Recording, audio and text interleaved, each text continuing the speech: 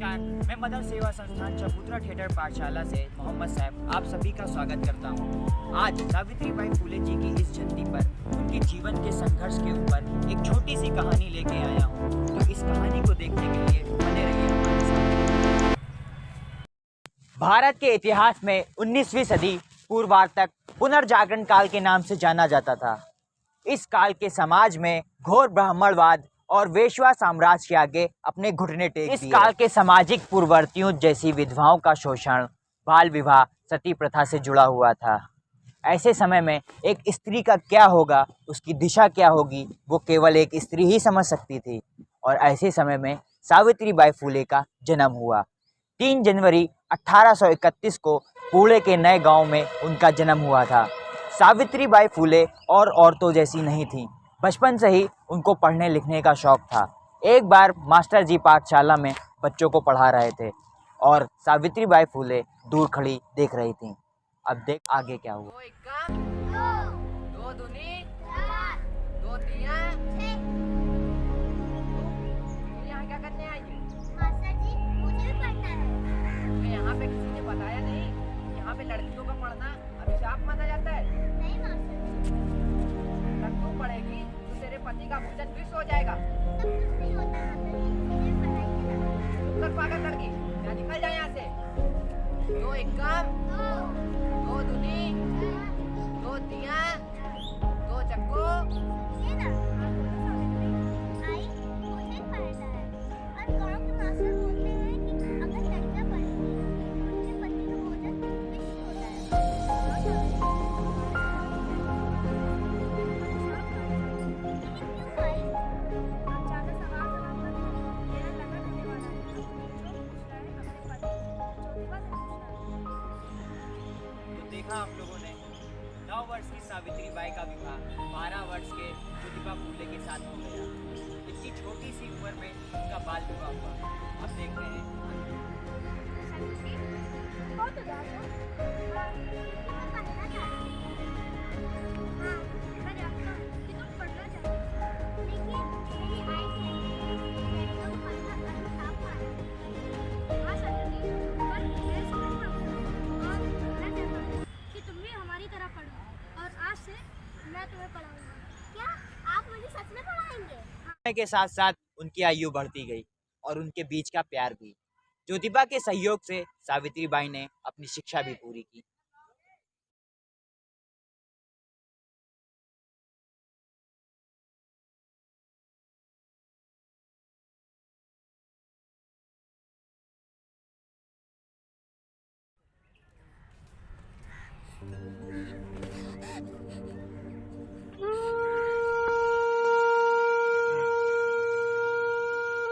लेकिन तुम मरना क्यों चाहती हो? मुझे छोड़ दीजिए, बस मुझे पढ़ना है।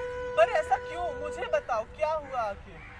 इस समाज में विधवा स्त्रियों को जीने का कोई अधिकार नहीं है। और कोई स्त्री जिसके पेट में पाप पल रहा हो तो आप मुझे मर जाने दीजिए। ऐसा नहीं है।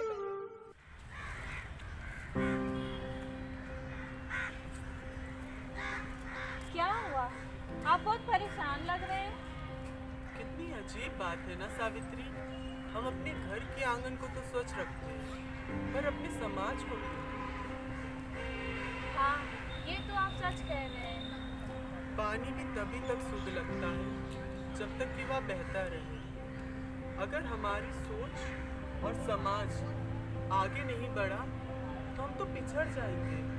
लेकिन ऐसी कौन सी समस्या है जो आपको इतना परेशान कर रही है? स्त्रियों की दुर्दशा जो मुझसे नहीं देखी जाती, और इन सब का एक ही उपाय है, विद्या प्राप्ति।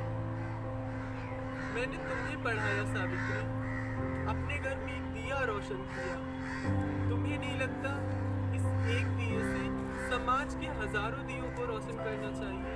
पर ये समाज मैं स्त्रियों को पढ़ाना चाहता हूँ, परंतु मेरे ऐसे किए जाने पर समाज अनेक बातें बनाएगा। इसलिए मैं चाहता हूँ कि तुम स्त्रियों को पढ़ाओ और मेरे सपने साकार करो। ठीक है, मैं पढ़ाऊंगी। सोच लो सावित्री, ये रास्ता खत्म नहीं करते। आपका साथ रहा तो कुछ भी गलत नहीं। अंधकार तब तक फूले ने ज्योतिबा फूले के सहयोग से देश में महिला शिक्षा की नींव रखी।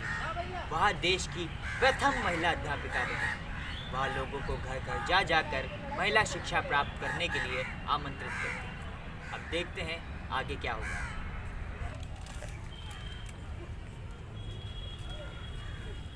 प्रणाम काकी। प्रणाम सावित्री। बैठो। काकी, मैं आपसे कुछ बात करना चाहती हूँ। हाँ हाँ, बताओ क्या बात है। काकी, मैं आपकी बच्चियों को पढ़ाना चाहती हूँ। क्या आप नहीं चाहती कि आपकी बच्चियाँ भी पढ़ें लिखें कुछ बने? क्या आप चाहती हैं कि जो जो आपने सहा है आपकी बच्चियाँ भी वही सब सहें? नहीं नहीं मास्टराइन, हमें नहीं पढ़वाना अपने बच्चों को। ये पाप हमसे नहीं हो पाएगा। नहीं, ऐसा नहीं है। आप मेरी बात तो सुनिए। हमें कुछ नहीं सुनना है। लेकिन सुनिए तो। नहीं नहीं, हमें कुछ नहीं सुनना है। जाओ सावित्री, तुम यहाँ से। मेरे बच्चे, ये पाप हम नहीं करा सकते। पता नहीं कहाँ कहाँ से चले आते हैं। मैं आप लोगों को पढ़ाना चाहती हूँ। क्या आप नहीं चाहती कि आप भी पढ़ें लिखें और कुछ बने? क्या चाहती हैं कि जो आपकी माँ और दादी ने सहा है आप भी वही सब सहें? पर दीदी, आप तो जानती हैं कि ये समाज हमें पढ़ने नहीं देगा। तो कब तक समाज के कहने पर लड़कियों का जीवन चलाएंगे? हाँ, ये तो आपने बिल्कुल सही कहा। इसका एक ही उपाय है, शिक्षा प्राप्ति। तो हाँ, हम लोग भी आपके साथ हाँ, चलेंगे। हम लोग भी हमें भी पढ़ना है, हमें भी कुछ बनना है। ठीक है, तो आप लोग मेरे साथ चलिए। आइए।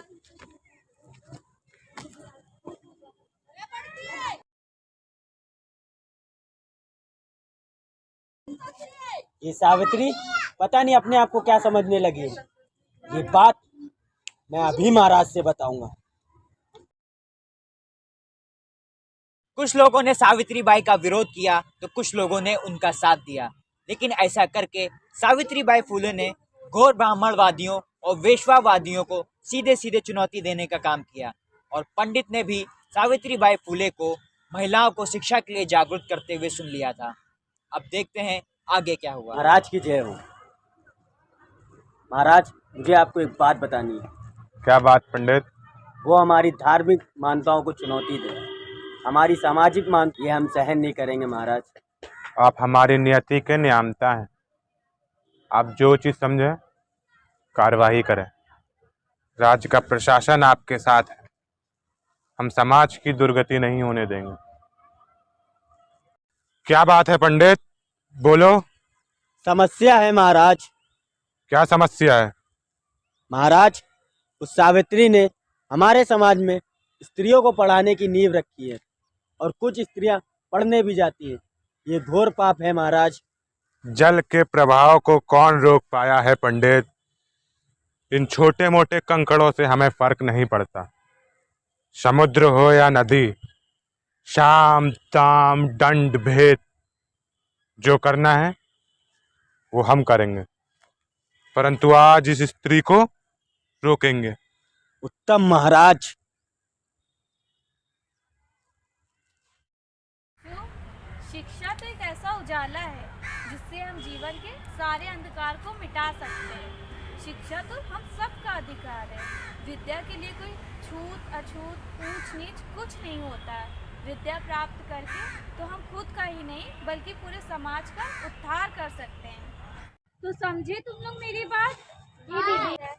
बंद करो ये सब और चली जाओ यहाँ से। दोबारा यहाँ आने को सोचना भी मत। नहीं, अरे सुनो तो मेरी बात। तुम अरे रुको तो, सुनो, रुको तो तुम लोग। रुक जाओ। हमसे इतना अंतर बनाए रखना कि तुम्हारी अशुभ छाया हम पर ना पड़े, और हमारी बराबरी करने की कोशिश भी मत करना, वरना हमारा एक निर्देश तुम्हें ऐसा दंड देगा कि तुम्हारा सारा घमंड मिट्टी में मिल जाएगा। मुझे इसकी चिंता नहीं है। सावित्री, हम तुम्हें समझा रहे हैं, समझ जाओ, वरना इस गांव से तुम्हारा दाना पानी उठ जाएगा और तुम्हें इस गांव से बाहर कर दिया जाएगा। तो एक नए समाज का निर्माण होगा। तुम हमें ललकार रही हो? नहीं महाराज, ये पुकार मेरी नहीं बल्कि आने वाले कल की आहट है। आने वाला कल तुम्हारा हम दुश्वार कर देंगे। मुझे कल की नहीं काल की चिंता है। अरे हम ही स्वयं ही काल हैं और हम ही महाकाल हैं। तो ठीक है, अब आने वाला कल आप दुश्वार करते हैं या आने वाला कल आपको दुरुस्त करता है, देखते हैं। आज्ञा दीजिए महाराज। आप परछाई से डरते हैं और उगते हुए सूरज को रोकना चाहते हैं।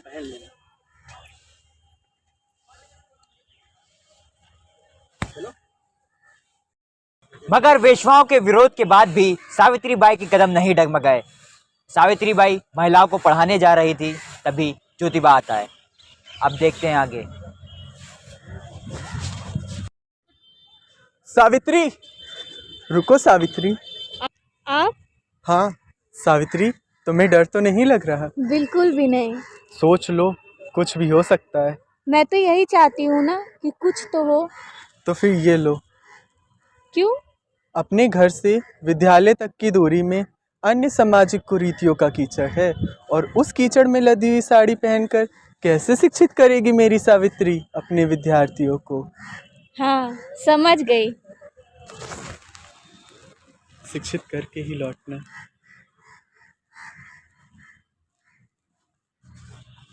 समाज के बनाए हुए रीति रिवाजों के खिलाफ सावित्रीबाई ने अपने कदम बढ़ा लिए थे।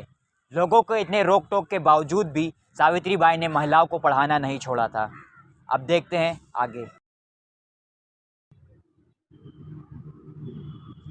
ओ सावित्री, कहाँ जा रही हो? घूर क्या रही हो? लड़कियों को पढ़ाने जा रही हो? तुम्हें पता भी है तुम कितना बड़ा पाप कर रही हो?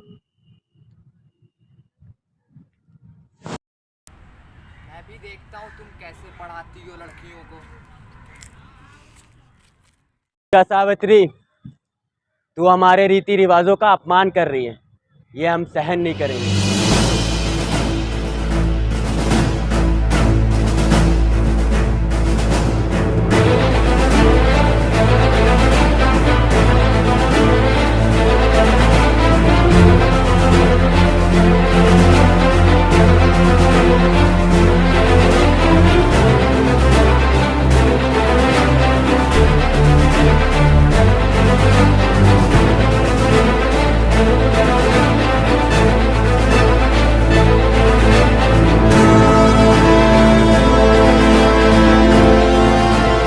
पर कीचड़ फेंका गया, लेकिन उन्होंने हार नहीं मानी।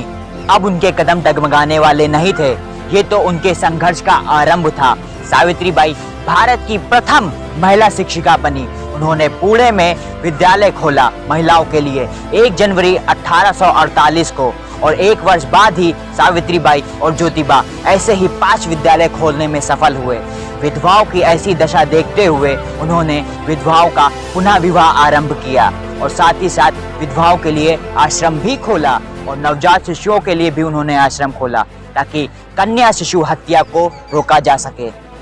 सावित्रीबाई फुले और ज्योतिबा फुले ने मिलकर न सिर्फ काशी नामक महिला को आत्महत्या करने से रोका, बल्कि उन्हें अपने घर भी लिया है, और बाद में उनके बेटे यशवंत को गोद लिया, जिसे उन्होंने खूब पढ़ाया लिखाया, जो आगे चल के एक प्रसिद्ध डॉक्टर बना। और ऐसा करके ज्योतिबा फुले ने बहुत ही महान काम किया, जिसमें सावित्रीबाई ने उनका बहुत साथ दिया। 28 नवंबर 1890 को ज्योतिबा फुले की मृत्यु हो गई, और उनके अधूरे काम को सावित्रीबाई ने पूरा किया। 1897 में पुणे में भयंकर प्लेग फैला। प्लेग रोगियों की सहायता करते करते सावित्रीबाई भी उनकी चपेट में आ गई, और 10 मई 1897 को उनकी मृत्यु हो गई। सावित्रीबाई देश की महानायिका थी। ऐसी महानायिका को हम शत शत नमन करते हैं, और आज उनकी जयंती पर ये शपथ लेते हैं कि उनके अधूरे काम को हम पूरा करेंगे।